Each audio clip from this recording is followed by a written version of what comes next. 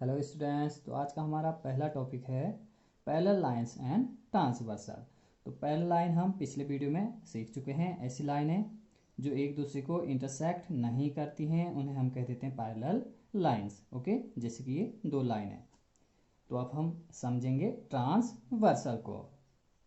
तो ऐसी लाइन जो दो या दो से अधिक लाइनों को अलग अलग पॉइंट पे इंटरसेक्ट करती है। ओके, ऐसी लाइन जो दो या दो से अधिक लाइंस को अलग अलग पॉइंट पे इंटरसेक्ट करती है तो उस लाइन को हम कहेंगे ट्रांसवर्सल। जैसे कि यहाँ पे इस लाइन को सपोज एल कह देते हैं, इसको M.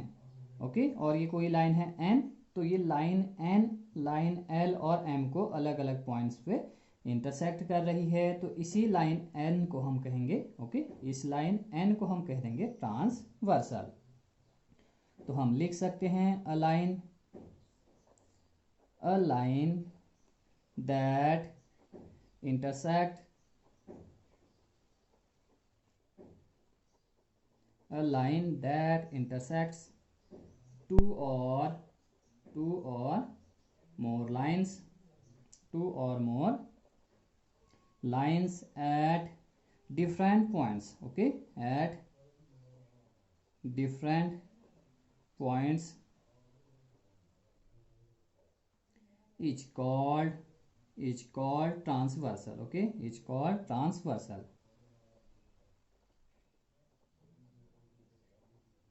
A line that intersect two or more lines at different point is called transversal. ऐसी लाइन जो दो या दो से अधिक लाइंस को अलग अलग कहने का मतलब डिफरेंट, ओके, अलग अलग पॉइंट पे इंटरसेक्ट करती है तो उस लाइन को हम क्या कहेंगे? ट्रांसवर्सल। जैसे कि हम यहाँ पे दो लाइन ड्रॉ कर सकते हैं।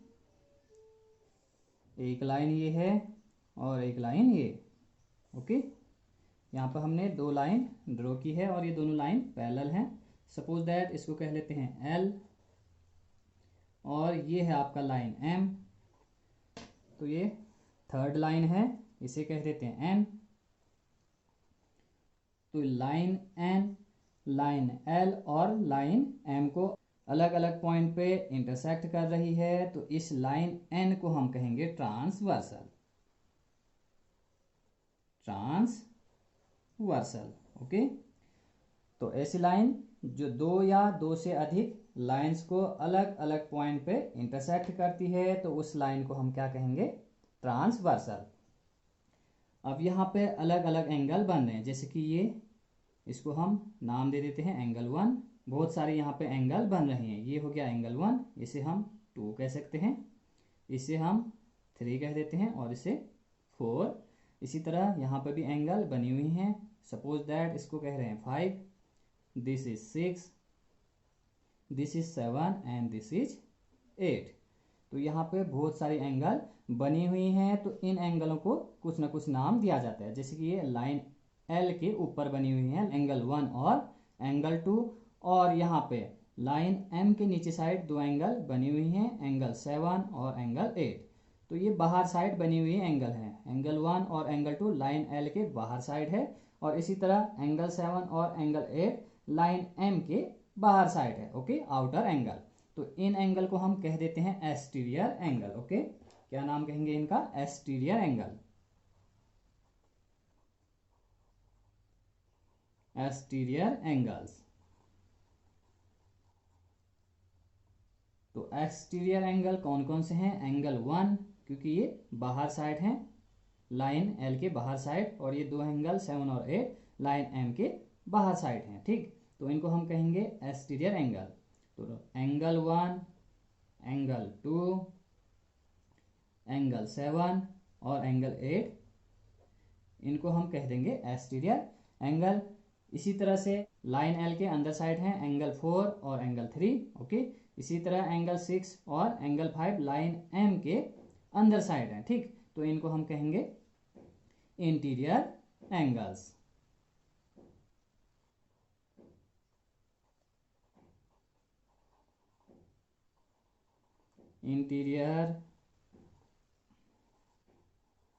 Interior angles. तो इंटीरियर एंगल्स कौन कौन से हैं? जो इन साइड पे बनी हुई है, ठीक, अंदर लाइन के अंदर साइड जो एंगल बनी हुई है, एंगल 3, एंगल 4, एंगल 5, एंगल 6, ये सभी एंगल लाइन एल और लाइन एम के अंदर साइड बनी हुई है, ठीक। तो इनको हम कहेंगे इंटीरियर एंगल्स। तो इंटीरियर एंगल्स कौन कौन से हैं? Angle 3, angle 4, angle 5 and angle 6। Okay, तो इनको हम कहेंगे इंटीरियर एंगल्स। अब यहाँ पे एंगल की बहुत सारी पेयर्स हैं, ठीक, जैसे कि 2 और 6 का पेयर हम बना सकते हैं, 1 और 5, इसी तरह बहुत सारे पेयर्स हैं। तो अब हम उनके बारे में पढ़ेंगे कि उन पेयर्स को क्या कहा जाता है। ओके, तो हमारा नेक्स्ट टॉपिक है pairs of angles. Okay,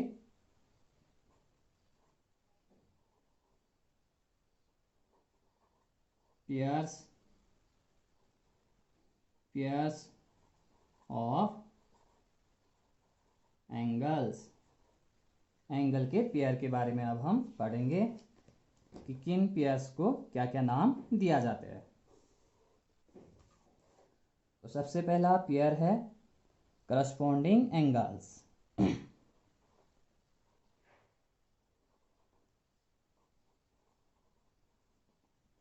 corresponding angles.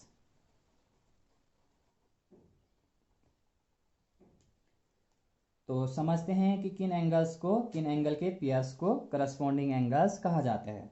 तो ट्रांसवर्सल के एक ही साइड, ओके, ट्रांसवर्सल के राइट साइड और लाइन के ऊपर ऊपर, जैसे कि यहाँ पे है एंगल 2 ट्रांसवर्सल के राइट साइड, ओके, यहाँ पे है आपका एंगल 2 लाइन के ऊपर, और यहाँ पे है आपका एंगल 6।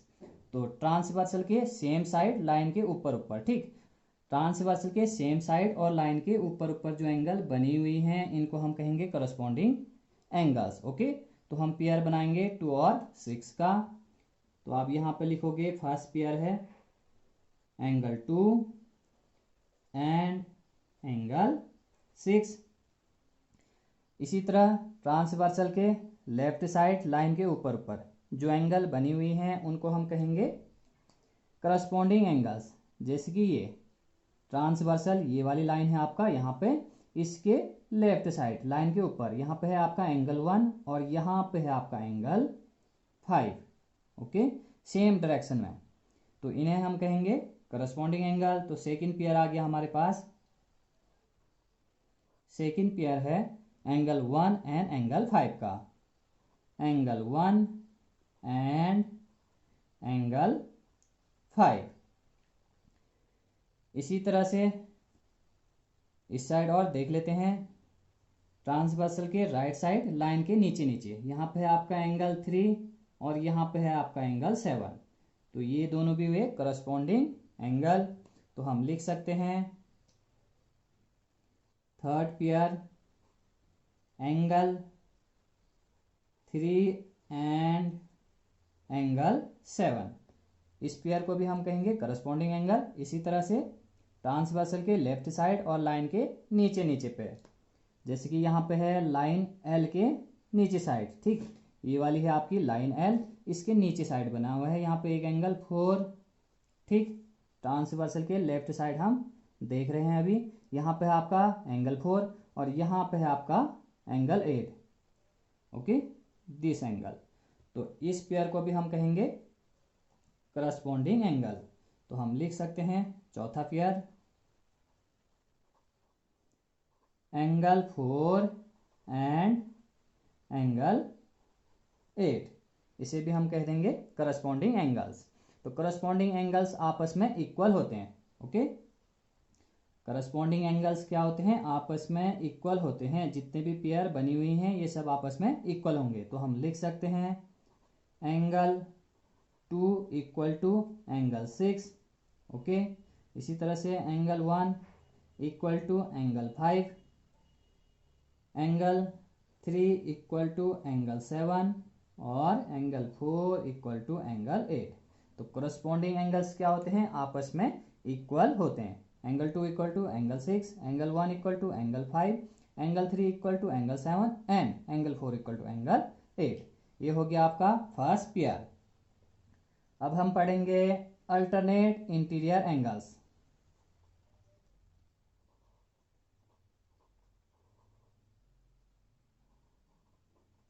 Alternate interiors angles.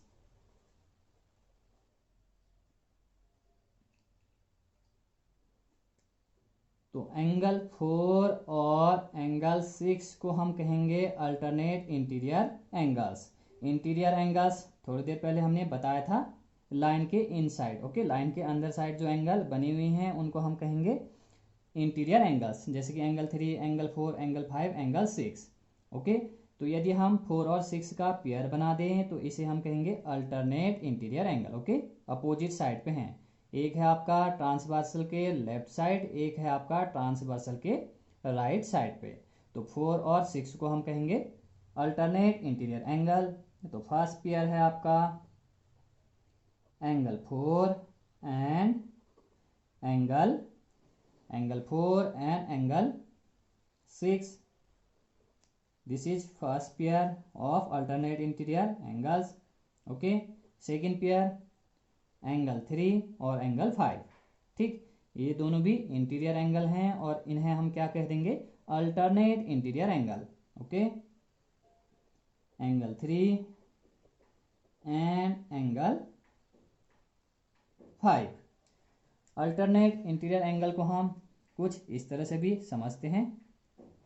ये है आपका जेड, तो यहाँ पे जो एंगल बनती हैं उन्हें हम कह देते हैं अल्टरनेट इंटीरियर एंगल्स। जैसे कि आपको यहाँ पे 4 दिख रहा है और यहाँ पे इस साइड 6, ओके, जेड में। और ये दोनों लाइनें पैरेलल हैं और इनको कोई ट्रांसवर्सल इस तरह से इंटरसेक्ट कर रही है, तो यहाँ पे जो एंगल बनेंगे उसे हम क्या कह देंगे, अल्टरनेट इंटीरियर एंगल्स। या इस तरह से भी हम फिगर बना सकते हैं, दो पैरेलल लाइन से हैं और ये कोई ट्रांसवर्सल है, तो ये भी जेड टाइप का आपको दिख रहा है। तो ये और ये इन दोनों एंगल को हम क्या कहेंगे, अल्टरनेट इंटीरियर एंगल। जैसे कि आपका यहाँ पे दिख रहा है आपका ये वाला एंगल, ठीक, ये वाला एंगल एंगल 3, ओके। और ये है आपका एंगल 5। तो एंगल 3 यहाँ पे है आपका ये, और इस साइड है आपका एंगल 5। तो एंगल 3 और एंगल 5 को भी हम क्या कहेंगे, अल्टरनेट इंटीरियर एंगल। और कभी फिगर इस टाइप का भी हो सकता है, दो पैरेलल लाइन इस तरह से होंगी और इसे कोई तीसरी लाइन इस तरह से इंटरसेक्ट करेगी। तो यहाँ पे जो एंगल बनेंगे उनको हम क्या कह देंगे, alternate interior angle, okay. Z type का यहाँ पे भी आपको दिख रहा है, तो इन्हें हम क्या कहेंगे, alternate interior angle. Next pair है अल्टरनेट एक्सटीरियर एंगल। तो समझते हैं इसको भी।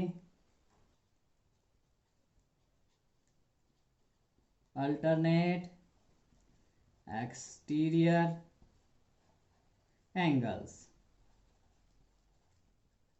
तो एक्सटीरियर एंगल्स हम समझ गए थे, एंगल 1, एंगल 2, एंगल 7 और एंगल 8 के हैं एक्सटीरियर एंगल्स।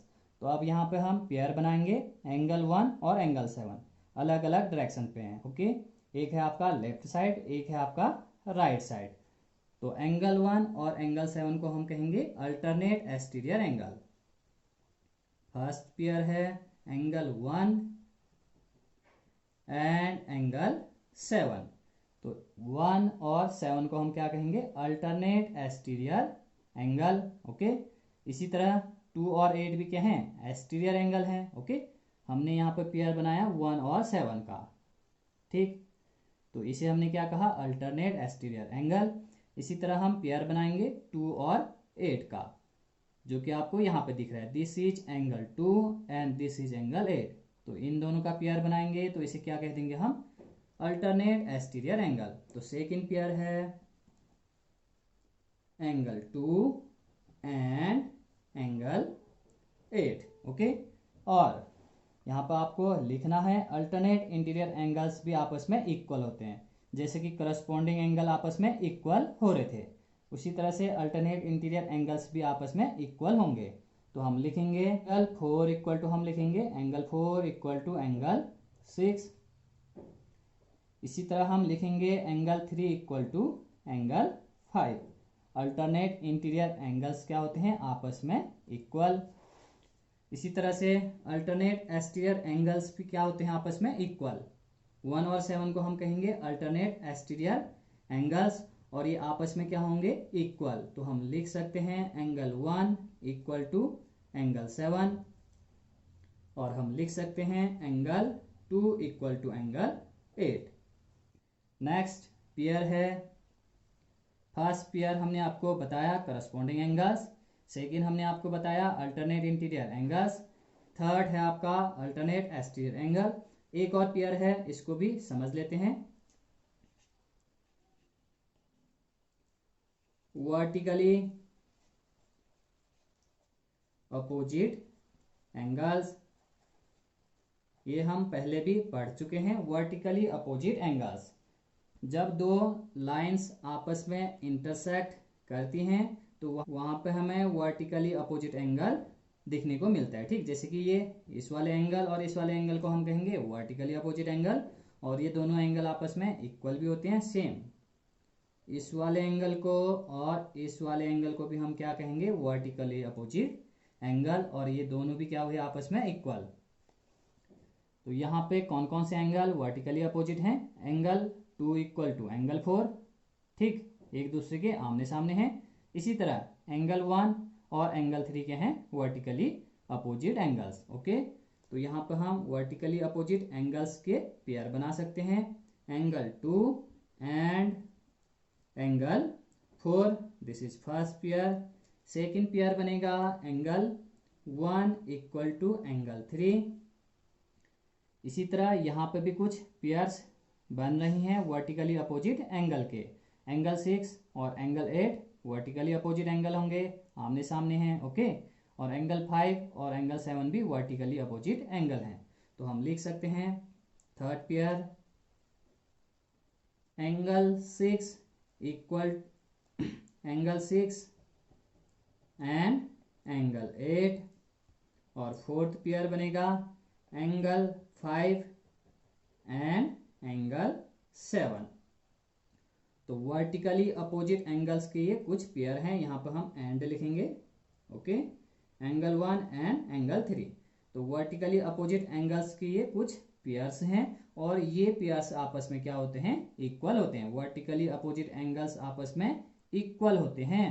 तो हम लिख सकते हैं angle 2 equal to angle 4, vertically opposite angle हैं ये दोनों, तो आपस में इक्वल होंगे। इसी तरह से एंगल 1 इक्वल टू हम लिखेंगे एंगल 3, और हम लिख सकते हैं angle 6 equal to angle 8 and angle 5 equal to angle 7, angle 5 equal to angle 7।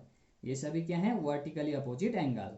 तो हमने इनको आपस में इक्वल भी बता दिए इस तरह से। ओके, देखते हैं important theorem, is pair of interior angle same side of transversal is supplementary.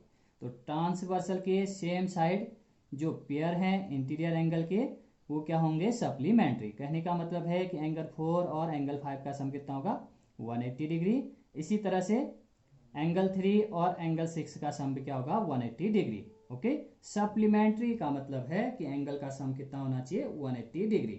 Transversal के सेम साइड जो इंटीरियर एंगल होते हैं वो क्या होते हैं, सप्लीमेंट्री।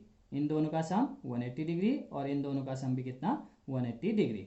तो देखते हैं इसका प्रूफ, एंगल 5 और angle 6। Okay, angle 5 plus angle 6, इन दोनों का सम कितना होगा, 180 डिग्री। ओके, 180 डिग्री होगा एंगल 5 और एंगल 6 का सम। कॉज क्या दोगे आप, linear pair, linear pair of angle. कोई लाइन इस तरह से है, ओके, ये है आपका लाइन M, और यहाँ पे कोई ट्रांसवर्सल कुछ इस तरह से है। तो इन दोनों एडसेंट एंगल का सम कितना होगा, 180 डिग्री। एक लाइन पे कितने का एंगल बनता है, 180 डिग्री का, और ये दोनों है एडसेंट एंगल। तो इन दोनों को हम क्या कह देते हैं, लीनियर पेयर ऑफ एंगल। तो एंगल 5 प्लस एंगल 6 हम लिखेंगे 180 डिग्री। अब एंगल 4 और एंगल 6 के हैं alternate interior angle. Okay, angle 4 and angle 6 के हैं अल्टरनेट इंटीरियर एंगल। तो हम 4 इक्वल टू 6 लिख सकते हैं। ओके, तो 6 की जगह हम लिख सकते हैं एंगल 4। यहाँ पर हमने आपको बताया है एंगल 4 इक्वल टू एंगल 6। तो हम लिख सकते हैं angle 5 plus angle 4 equal to 180 degree. Okay, यहाँ पर आप कॉस दोगे, एंगल 6 इक्वल टू एंगल 4। क्यों है ये दोनों इक्वल? Alternate interior angle. इस तरह से आप कॉस दोगे तो यहाँ पे ये प्रूफ हो चुका है, एंगल 4 और एंगल 5 का सम कितना है? 180 डिग्री। तो एंगल 4 और एंगल 5 को हम कहेंगे सप्लीमेंट्री एंगल। ओके, इसी तरह से एंगल 3 और एंगल 6 का सम भी क्या होगा? 180 डिग्री। कहने का मतलब एंगल 3 और एंगल 6 क्या होंगे? Supplementary angle. तो हम लिख सकते हैं angle 4 plus angle 3 equal to 180 degree. Okay, ये एंगल 4 और एंगल 3 इन दोनों का सम कितना होगा? 180 degree, linear pair of angle. Okay, cos क्या देंगे? Linear pair of angle. अब एंगल 4 और एंगल 6 क्या हैं? इक्वल हैं, तो एंगल 4 के बदले हम एंगल 6 लिख सकते हैं, जैसा कि हमने यहाँ पे लिखा था। एंगल 6 के बदले हमने क्या लिख दिया? 4।